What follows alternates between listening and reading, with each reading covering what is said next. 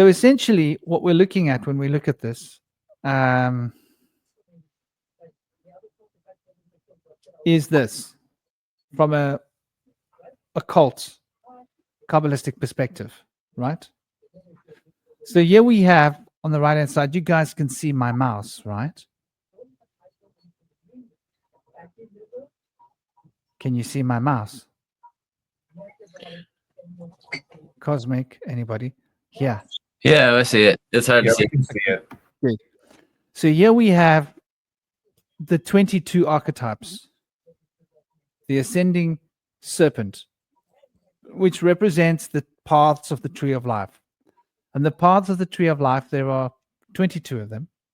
No coincidence. And those 22 paths represent the aspirant's journey back towards the fundamental unity. Through the supernal, back to the unity, back towards. And notice how the head of the serpent comes back up, and it's sort of almost like embracing all of the tree, right? The Tao is represented up here. This is supposed to be gray color. And here we have the sword of the serpent, the sword representing the 1, 2, 3, 4 is this point, but it's here. 5, 6, 7, 8, 9, 10, representing the 10 numerations. And you notice this one has got a shadow of this, a shadow of this, a shadow of this, and a shadow of this, which is colored by this. And the shadow of this is colored by this. So you've got these two, which represents this and this, right? And you got this represented here, and you got this representing the subtotality of these three principles as it's reflected in Yesod to become Malkut. So this is a numeration, number 10, but it's not like the others. It's the compound of the tree of life that is reflected down through the various different states of being to become reflected in the foundation of number 9. And number 9 then manifests the new one. And the new one carries all the vibrations that's been implanted into it by Yesod to continue the structure of descent of forces. So it's a continual process. It doesn't happen and then it's done and that's it, finished. It's continual. That's why there's this continuity being expressed here. And the same thing with the serpent. So the 22 Major Arcana represents the ascent, which is essentially the what we are characterizing here as the mystic, which is the mystic path essentially, and this is the activist path. This is the numerations that can be used, the forces that can be employed in order to make things happen. So this is all about introspection. This is all about making things happen. This is about learning and growth. This is about fundamentally changing things. So we have this active and passive process happening here in this image. And I want us to consider the Tao for a moment. That within the Tao, within the passive structure of these 22, we have an active serpent. Isn't that interesting? So we're looking at the passive connections between things, but we have an active process of looking. So there's the Tao representing the yang of yin and the yin of yang. Okay. And within all of these active processes, which are the Sephirot, we have this stationary sword, which seems like it's fixed, like it's passive. So we have the passive investigation of the active processes, and we have the active investigation of the passive states, right? Or probably a better way to with the active investigation of the passive connections and the passive investigation of the active emanations, which are reactions, consequences to something happening, like a chain of reaction. And so we see this is like a lightning bolt, represents Zeus's lightning bolt. And this represents the divine feminine, obviously, internalizing the serpent and the lightning bolt of Zeus. Zeus being the sky father, which is probably one of the oldest archetypes. Even in Zeus, the name Zeus comes from Sanskrit, which means Zeus Peter, Zeus Pater. And Zeus Pater became Zeus. And then they changed it to Jupiter, Zeus Peter, for the Romanization of the Greek. So that was obviously the induction of the Indo-European language and bringing it back to being more in alignment with the Sanskrit, because the Egyptian was a little bit of a removal phase for the Greek from the root language, because the Greek was really looking at the Egyptian and had changed it. So anyway, those are semantic issues. So this is really what we're looking at here now. So in order for us to be able to put this into sort of perspective, what I've done is I've taken, looking at the passive side of things, I've created a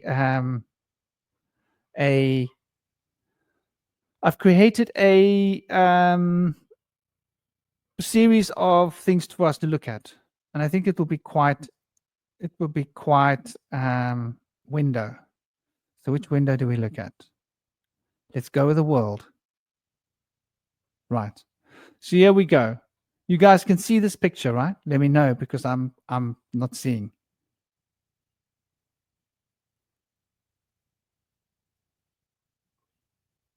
Yeah, we see the world. Okay, good. Because I'm going to go back to this picture. And, it's like difficult to have two tabs open at once. So here we have the world. Yeah, we have, as the image changed. Yeah, judgment. Mm-hmm. Yeah, we have the sun. Yeah. Yeah, we have the moon. Okay. Right. Yeah, we have the tower.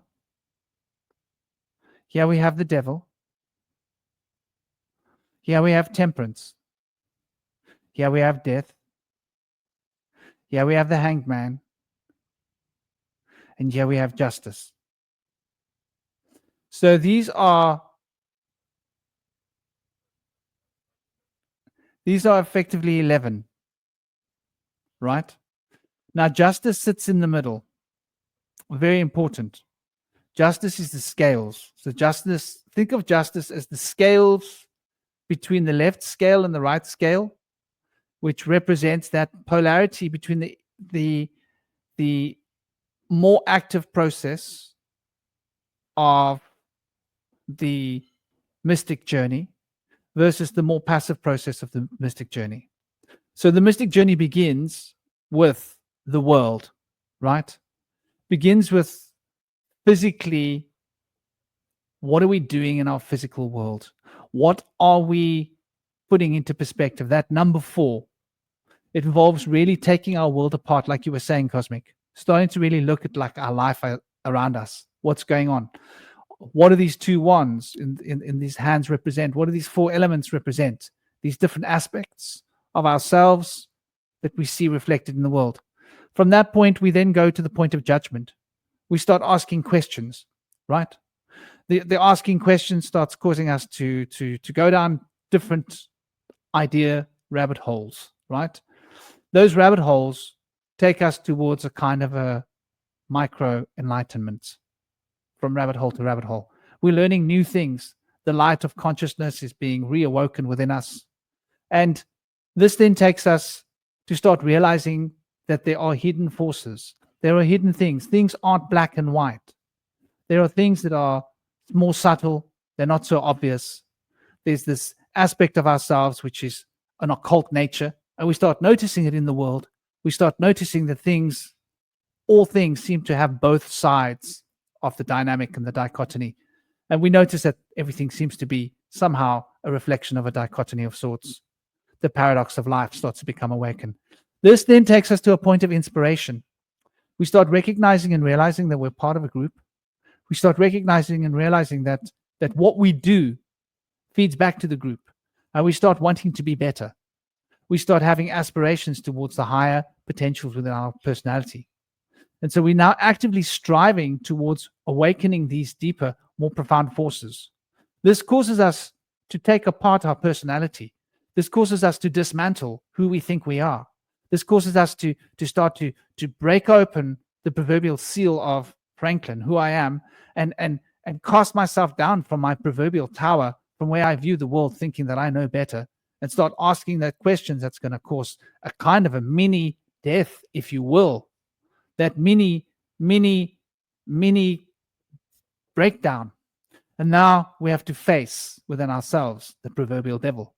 We have to face and realize that we are the ones that are chaining ourselves, that the dichotomy of free will is really a state of balance and harmony. Now is the first point we start recognizing that there is within us both that aspect of the activist and the aspect of the mystic. But in order for them to be active, they both need to be in a state of balance, and we need to be harnessing these forces together. On one level, that represents allowing ourselves to take charge of these different faculties. On another level, that realizes that either one of them can keep us trapped. Either path will trap us. This is going to be reflected later in the form of the lovers, when they are free, but they're only free when they're holding hands. When they're working separately, they're working against each other. They need to become a unified force. So this represents the separation of the ego from the persona, and how we are at odds with ourselves, and how this is the proverbial source of wrongdoing within ourselves, and that danger that we need to cross. Also important, the number 15 comes in here. So this is the number 15. This is focused on taking us towards harmony. And notice that triangle here is 108 degrees, 36 degrees, and 36 degrees. So this is a 108-degree angle here. And this 108-degree angle is like some very powerful mathematics. If you want to see about it, we discussed it on Tuesday with myself and Chris, the mathematics of this particular angle here, and how important that is to understanding the nature of the expansiveness of the paradigms that make up the quantum reflection of this fractal universe that we are living in, and that things are, like cosmic says, bigger spheres around the smaller spheres. This then causes us to look inside ourselves, and it's an arduous journey. We are now strived upon perfecting our lower nature. We really want to bring these two forces into harmony, but this is temperance. This involves abstinence. This involves forcing ourselves to do things we don't want to do. There's a certain amount of challenge within this temperance. This temperance also represents moving towards the bow, Arcturus, Sagittarius, that bow which is pointing towards the central galaxy. This then takes us into a personal transformation of cosmic scales. And here we start to awaken the true occult forces within our personality, Scorpio. And so we notice that this particular flower, which is particularly important here, is once again representing the mathematics of that triangle that we were talking about, the 108 degrees. So we are now starting to awaken to the astral potential. And notice here, all aspects of ourselves will pass away. That part of ourselves which is weak, that part of ourselves which is a king, that part of ourselves which is, humble and a beggar, all aspects of ourselves must go through this churning wheel of transformation. And this causes us to become the hanged man. For the first time, we become passive. We realize the path ahead is the path of the hermit. And so this will become reflected in the hermit. Instead of the hermit, I meant to say the path of the mystic. And so now you are hanging on your proverbial cross, awaiting that enlightenment that you know will come of its own. You've done the necessary work, the activist work. These 10 forces, the 10 Sephirot, which is, once again, looking at that other image we showed, this is the lightning bolt of the serpent. Now we need to go to the serpent of the serpent. But before we're ready to enter into that, we need to have the justice, the harmony, the scales of Libra need to be in a state of balance. We need to have the sword of truth ready to act whenever we're ready to move in that direction. We need to have Mars, activist aspect of ourselves, seated at the throne that holds the curtain of mysteries which will be revealed to us by the high priestess as we climb up higher upon this tree of life.